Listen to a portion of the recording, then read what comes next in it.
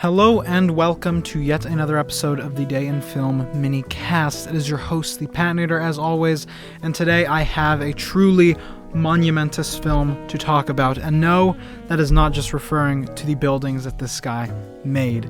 Now, before we get into The Brutalist, a incredibly awarded and nominated film that came out in 2024, I have to first ask and thank you, first of all, for sticking around. We are currently at 251 subscribers.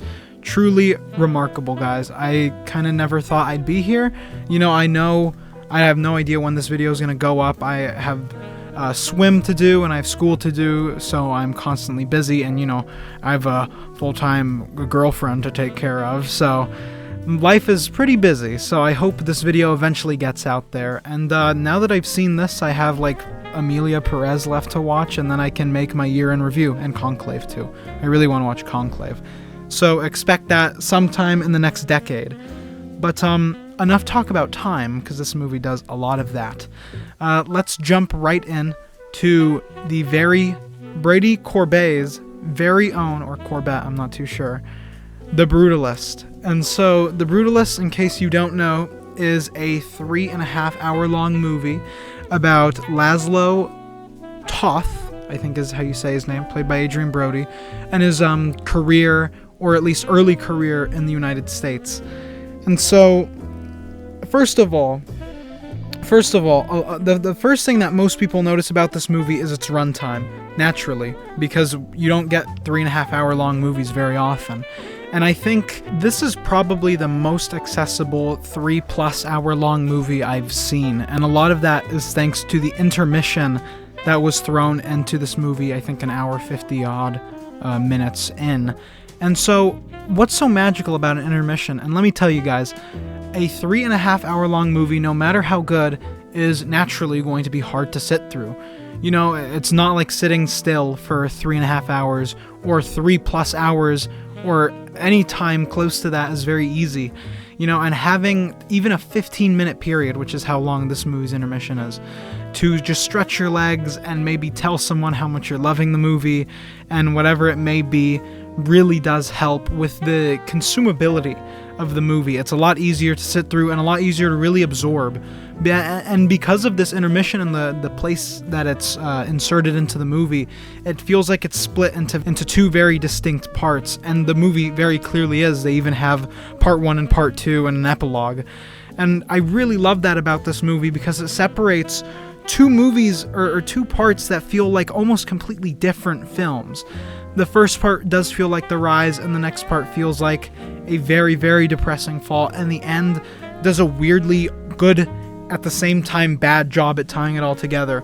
In the same way that Megalopolis felt like a comment on Francis Ford Coppola as a man, and as his history in film and his character, this movie feels like a grander piece, a statement about what it is to be an artist and what it is to leave behind a legacy.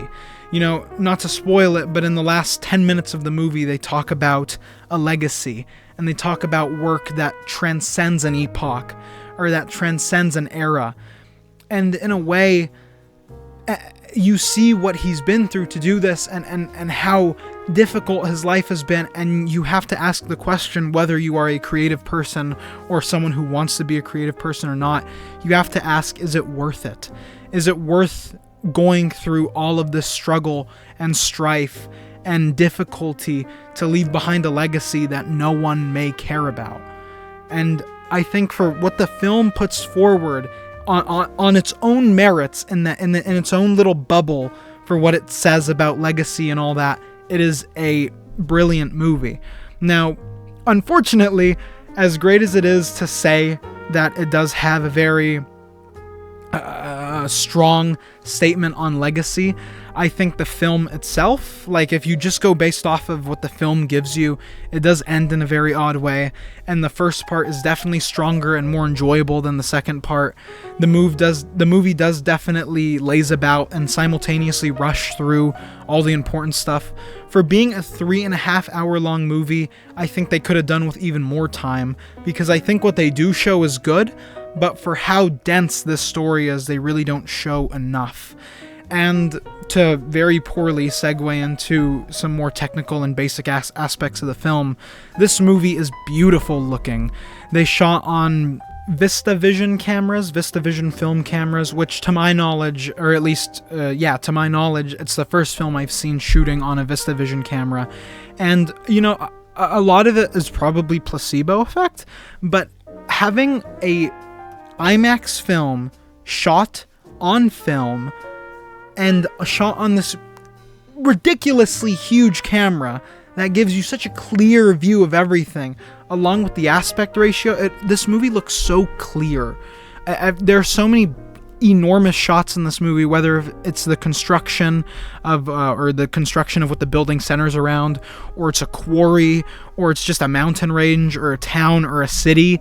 This movie is vast. It feels huge, like it wraps all the way around you. And I think that's a really important thing to capture with a movie that focuses on architecture.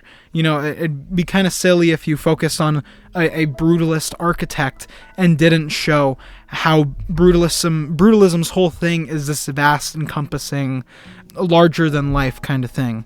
And the score that goes along with this movie is incredible. It feels very operatic and very depressing and very conniving and very just interesting. It's hard not to listen to and feel unnerved. I saw a review of someone saying this is the scariest film they've seen all year, and just how unnerving it was and how disturbing it felt to watch.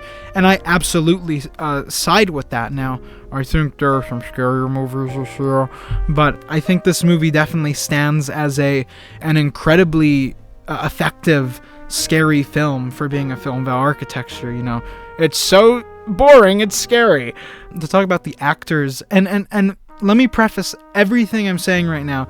This film was completely wrapped with shooting in a month and done with under $10 million. So the budget distribution and the timeline they were on is unbelievable. And so just to talk about the actors, Adrien Brody kills it in this role. Now, it would have been nice if they got an actual Hungarian movie star to play the role. I think it would have just been a little bit more appropriate. But Adrien Brody is a very good substitute. He is well known for playing very different races, or very different Europeans, I guess. So I think for who they casted, he does a very good job. And honestly, I don't think Adrien Brody... I mean, he's great in this movie and all, but I think the real main character in this movie is Guy Pearce's character, Harris Lee Van Buren.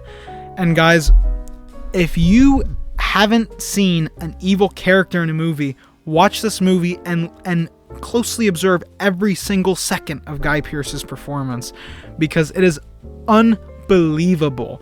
He acts so mischievous and maniacal and genuinely evil, and yet he never breaks a sweat. I don't think he raises his voice at the very start, and that's it. He doesn't raise his voice a single time after. It's unbelievable how good they are.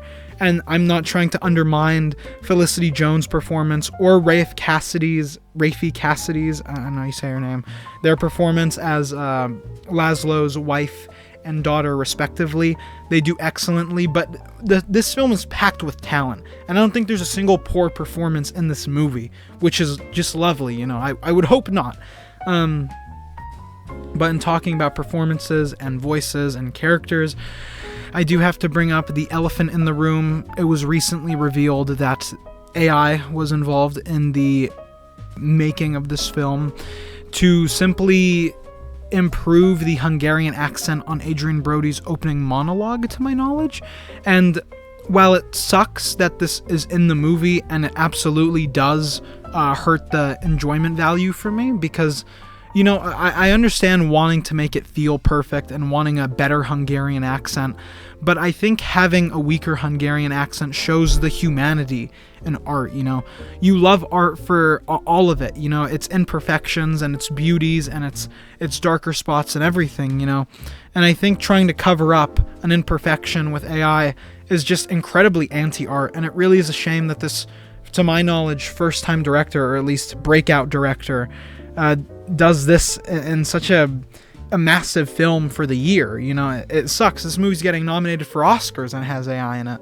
It definitely sucks, but I I guess I don't know. I guess I managed to brush it off because I enjoyed the film so much. It's a scary trend that I don't like seeing. But besides that, I really don't have much more to talk about with this movie. I mean, this is the kind of movie that sticks with you for years. You know, I don't want to sound dramatic, but this is the kind of movie you sit down and you want to just look at a wall. Like, I walked outside the theater and I was appreciating the concrete I was stepping on. I was looking at the pillars holding up my theater and I said, wow, architecture is beautiful. If you want to become an architect, watch this movie, or maybe glance over the bad parts.